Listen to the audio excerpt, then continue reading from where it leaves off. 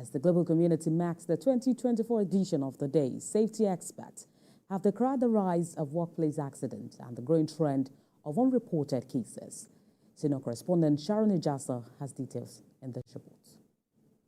In 2003, the International Labour Organization (ILO) began to observe the World Day for Safety and Health in the workplace in order to stress the need for prevention of accidents and diseases at work. Could I ask everyone to take their seats, please?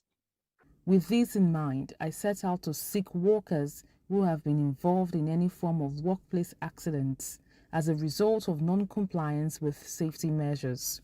It was difficult to get information about cases because many unions and activists that should provide data are unwilling or giving abridged information. After much research, I was able to uncover a workplace accident that never made it to the news. The incident claimed the lives of 2 workers in the informal sector. In addition, 2 on-site engineers who wanted to service the roof mast were injured, as well as many others. According to eyewitnesses, the engineers were on location to service the generators and rectifier after engaging 2 local welders.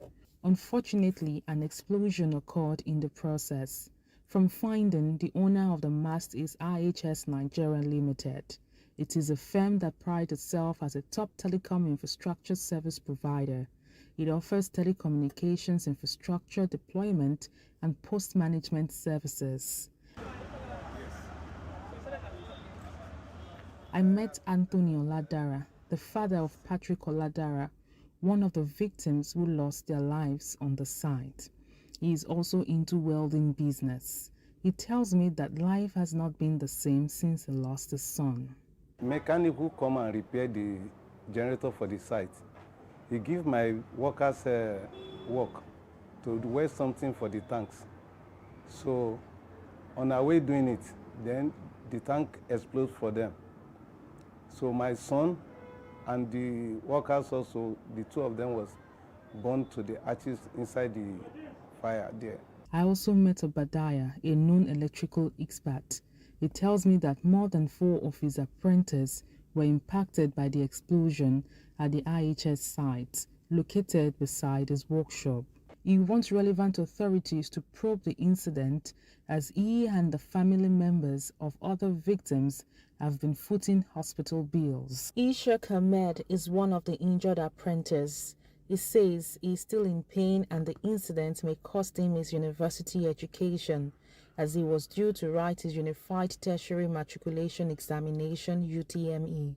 In a swift response, the Acting General Secretary of the Nigerian Labour Congress (NLC) called on the Federal Ministry of Labour and Employment to ensure regular inspection of factories and other spaces prone to workplace accident. The regulatory importance of the Federal Ministry of Labour Factories Inspectorate Division, I keep talking about that. At the essence of even the ECA 2010 is not to focus on compensation for accident, but to focus on prevention. A risk assessment.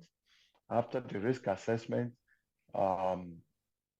the owner of the facility will hand it over to them. And the workers will accept a job that is a risk-free environment before they could do it. And thereafter, they will commence their job with a job safety analysis. The ILO estimates that every year, more than 2.3 million women and men die at work from occupational injury or disease. Also, more than 350,000 deaths are recorded due to fatal accidents, while almost 2 million deaths are caused by work-related diseases. In addition, more than 313 million workers are involved in non-fatal occupational accidents, causing serious injuries and absence from work. When TVC News tries to contact IHS Nigeria Limited for comment, there was no response to the mail sent to the firm. Belonging to a union is important for both informal workers and formal workers, as this pattern can create safer workspaces. However, for victims who paid the supreme price of losing their life, many of their relatives are expecting that relevant stakeholders will do what is necessary to ensure that safety measures are being adhered to in workplaces. Sharon Ijason, TVC News.